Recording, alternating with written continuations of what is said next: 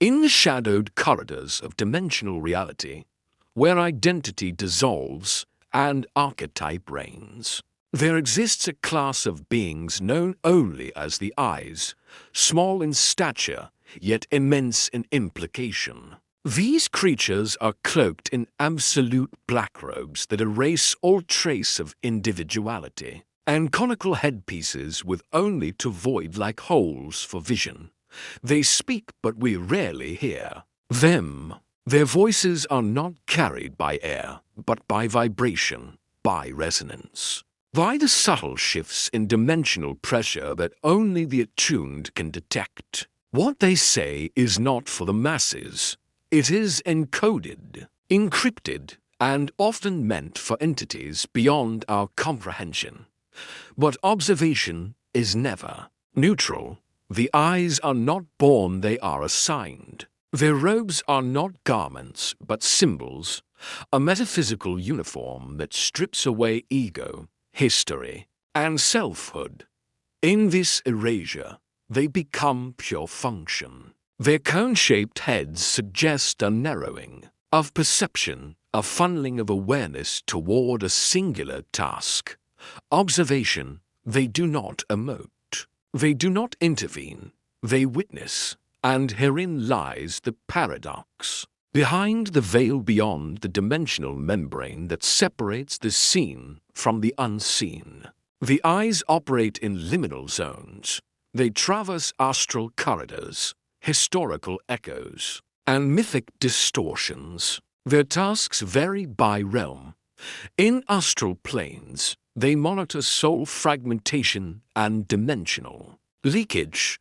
In historical overlays, they record distortions, especially where trauma has rewritten truth. In metaphysical horror zones, they act as sentinels, ensuring entities do not cross thresholds uninvited. They do not act in ways we recognize, but their presence is not inert. Their silence conceals transmission.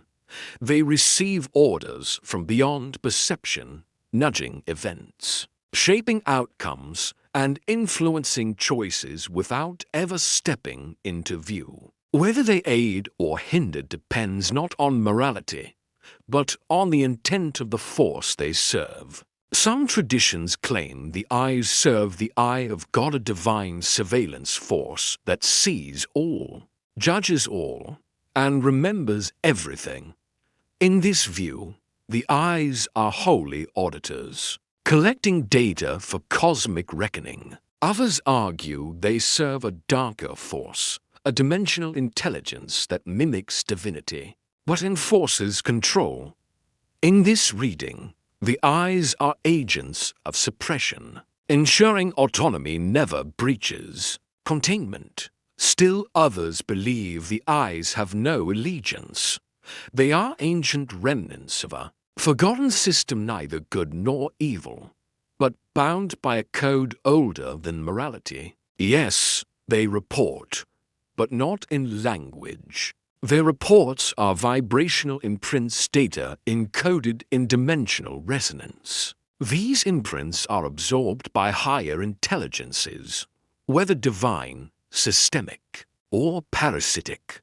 Who receives the data determines its ethical weight. If received by sovereign forces, the data becomes a tool for healing and reclamation. If intercepted by controlling entities, it becomes leverage used to manipulate timelines, suppress truth, and distort memory. There are whispers, dimensional myths of eyes who begin to see too much, who, in witnessing horror, begin to question their neutrality. These rogue eyes remove their cones, reclaim their faces, and become seers, beings who not only witness, but interpret, intervene, and protect. These seers are hunted. The eyes remain one of the most enigmatic archetypes in dimensional lore.